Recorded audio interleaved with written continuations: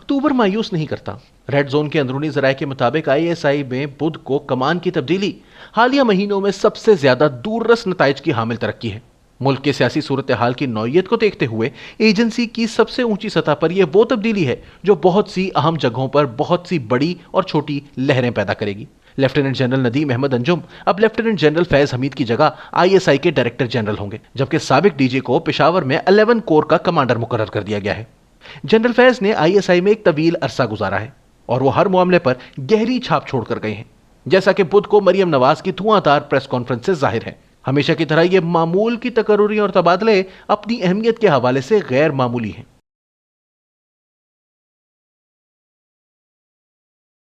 रवा माह 3 लेफ्टिनेंट जनरलों की रिटायरमेंट के बाद नवंबर 2022 में army chief general Qamar Javed Bajwa की मुद्दत मुलाजमत पूरी होने तक 7 मजीद 3 सितारों वाले जर्नल सर्विस से रिटायर हो चुके होंगे। हम लेफ्टिनेंट जनरल्स की सीनियरिटी लिस्ट को नवंबर 2022 तक देखें तो साबिक डीजी आईएसआई 4 सीनियर तरीन जर्नलों में से एक होंगे। नए डीजी आईएसआई उस वक्त इन 4 लेफ्टिनेंट जनरलों के बाद अगले 4 सीनियर तरीन लेफ्टिनेंट जनरल्स में शामिल होंगे। इन सरे फहरिस्त 4 में से 3 पहले ही कोर कमांड कर चुके हैं। लेफ्टिनेंट जनरल साहिर शमशाद मिर्जा इस वक्त रावलपिंडी 10 कोर के कमांडर हैं। जीएचक्यू के मौजूदा chief of general staff lieutenant general Azhar Abbas इससे कबल 10 कोर की कमांड कर चुके हैं, जबकि lieutenant general Noman Mahmood Peshawar 11 corps के कमांडर थे, जिसके बाद अब वो नेशनल डिफेंस यूनिवर्सिटी के सदर बना दिए गए हैं। जनरल फैज को पेशावर के कोर कमांडर के तौर पर तैनात किए जाने के बाद सीनियर तरीन 4 3 स्टार अफसरान जो अगले साल नवंबर में सीनियर तरीन होंगे, अब आर्मी चीफ की पोजीशन के अहल हैं। रिवायत के मुताबिक जीएचक्यू वजीर आजम को अगले चीफ ऑफ आर्मी स्टाफ यानी सीओएस के तौर पर गौर के लिए 4 नाम भेजता है। ये नाम अमूमन इसी Pakistan military academy PMA course के होते हैं जो तकर्रुरी के वक्त सीनियर तरीन हो। इसके बाद वजीर आजम 2 इंतखाब करते हैं।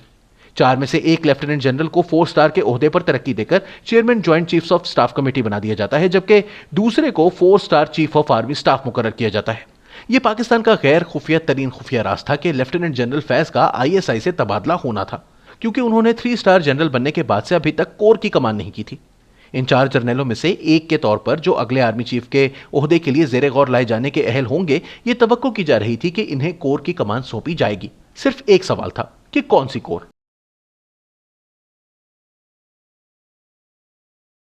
डीजीआईएसआई की हैसियत से लेफ्टिनेंट जनरल फैज ने पाकिस्तान की अफगान पॉलिसी की तश्कील और इस पर अमल दरामद में कलीदी किरदार अदा किया। खुसूसी सफीर मोहम्मद सादिक के साथ वो दूसरे शख्स थे जो अमरीका और तालिबान के दरमियान दोहा मुज़ाकरात को चलाने में मरकजी किरदार अदा कर रहे थे। ये दोनों अफराद दोहा और अफगानिस्तान में तालिबान के साथ राब्ते में भी अहम किरदार अदा कर रहे थे। जनरल फैज ने पाकिस्तान और भारत के दरमियान कलीलुल मुद्दती बैक चैनल मुज़ाकरात में भी अहम किरदार अदा किया, जो गुज़िश्ता साल के आखिर तक जारी थे। ताहम इन पर मुस्लिम लीग नून के सरबराह नवाज शरीफ और इनकी बेटी मरियम नवाज ने सियासत में जरूरत से ज्यादा किरदार अदा करने का इल्जाम भी आयद कर रखा है।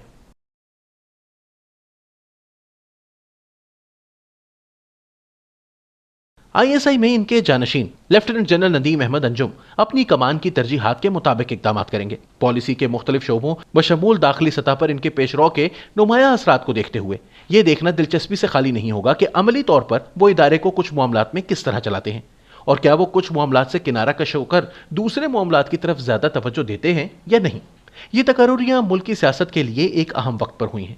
इंतखाबात पूरी मुद्दत भी मुकम्मल हुई तो अक्टूबर 2023 में होने हैं और कौन जीतेगा इस हवाले से रेड जोन के अंदर जराए पहले ही अपना हिसाब किताब कर रहे हैं, जो यकीनन इस निज़ाम में हालात में गैर मुतवक्को तब्दीलियों के पेश नज़र सारा का सारा ही बेकार साबित हो सकता है। नए डीजीआईएसआई की मजीद 2 साल की मुद्दत मुलाजमत बाकी है। वो सितंबर 2023 में सुबकदोश होंगे अगर तमाम चीज़ें ऐसी ही चलती रहीं। अगर वो उस वक्त तक अपनी मौजूदा जिम्मेदारी में खिदमात अंजाम देते हैं, तब भी वो उस वक्त अपने ओहदे पर होंगे जब कौमी असम्बली अगस्त 2023 में अपनी 5 साला मुद्दत खत्म करेगी और निगरान हुकूमत हलफ उठाएगी। अगरचे ये हिसाब किताब लगाना खतरे से खाली नहीं है। अगर नवंबर 2022 में कोई नया आर्मी चीफ आता है तो वो कई तकर्रुरियां नए सिरे से करेगा, लेकिन फिर भी इनके पास 13 माह तो कम अज कम है। 13 इंतहाई अहम माह। मुस्लिम लीग नून के अंदरूनी जराए समझते हैं कि ये इनके लिए आर या पार वाले 13 माह होंगे। इनमें से बेशतर अक्टूबर की तकर्रुरियों को सांस रोके हुए इंतजार कर रहे थे। बुध के रोज मरियम नवाज की आतिशगीर प्रेस कॉन्फ्रेंस इसी के मुताबिक हुई। इसने एक पैगाम भेजा, एक बराह रास्त पैगाम। यह एक जुआ था और यह जुआ अगले 13 महीनों में अपना रंग दिखाएगा। क्या इससे कोई फायदा होगा और किसको, यहां कोई शर्त लगाने वाला नहीं।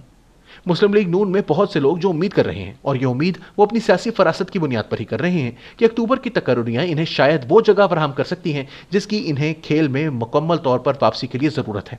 इसका एक हिस्सा तो बड़े पॉलिसी फैसलों से मुतालिक है जो नई तकर्रुरियों में जाहिर होने वाली शामिल की गई तरजीहात के तनाजुर में शक्ल इख्तियार कर सकते हैं, लेकिन बुनियादी बात सियासी हरबों तक की है।